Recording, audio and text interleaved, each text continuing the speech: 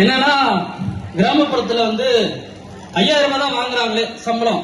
இப்ப சமீபத்துல தான் 6000 ரூபாய் கொடுத்திருக்காங்க. அங்க இருக்கிற சிக்கல்லாம் ரொம்ப கொடுமை. இதை விட என்ன சொல்றதுன்னா, நீங்க எப்படி சிஐக்கு மேஸ்திரிக்கு பயந்துக்குன்னு நிறைய வேலை பாக்குறீங்களோ, அங்க உள்ளூர்ல கிளர்க்ல இருந்து தலைவருக்கு நெருக்கமானவங்க, அங்க வில்லேஜ்ல சொன்னா அங்காலையும் பங்காளியும் கொஞ்சம் கம்யூனிட்டி விஷயம் பாக்கணும்னா வச்சுங்களேன், எல்லாருக்கும் பயப்படுறாங்க. அவங்களுக்கு ரொம்ப பயம் இருக்கு. என்னன்னா, இந்த போராட்டத்தை பத்தி சொன்ன பிறகுதான் கொஞ்சம் தைரியமா வந்திருக்குது.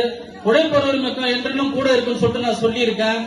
அப்புறம் நான் ஒவ்வொரு ஊராட்சியும் எங்க செஞ்சி ஊராட்சியில கிட்டத்தட்ட 63 ஊராட்சி கிராமங்கள் இருக்குது. அதுல கிட்டத்தட்ட ஒரு 30 ஊருக்கு மேல நான் பயணம் பெற்றிருக்கேன். இங்க நம்ம உழைப்பார் உரிமைக்குன்னு சொல்லிட்டு ஒரு பேரை சொன்னாலுமே சரி, ஒரு சில பெண் தோழர்கள்லாம் அழுதாங்க. அது எனக்கு என்னால சொல்ல முடியல. அந்த அளவுக்கு போராடி இருக்காங்க. நீங்களாம் கூட வந்திருக்கீங்கன்னு சொல்லிட்டு ரொம்ப நன்றி சொல்ல சொன்னாங்க. நாங்களும் உங்க கூட இணைஞ்சு பயன்பட போறோம். கண்டிப்பா நாங்களும் பணிபுரிவதற்காக போராடுவோம்.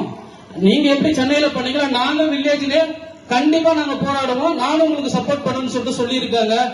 அடுத்த மாநாடு கண்டிப்பா கிராமப்புற நோக்கி CPIM மூலமா தமிழ்நாடு முழுக்க ஒழிப்புன்றதெல்லாம் கண்டிப்பா சொல்லிக்கிறேன். அடுத்த மாநாடு இன்னும் எப்படி சென்னையில் நடந்துரும். அடுத்த மாநாடு அடுத்த டிஸ்ட்ரிக்ட்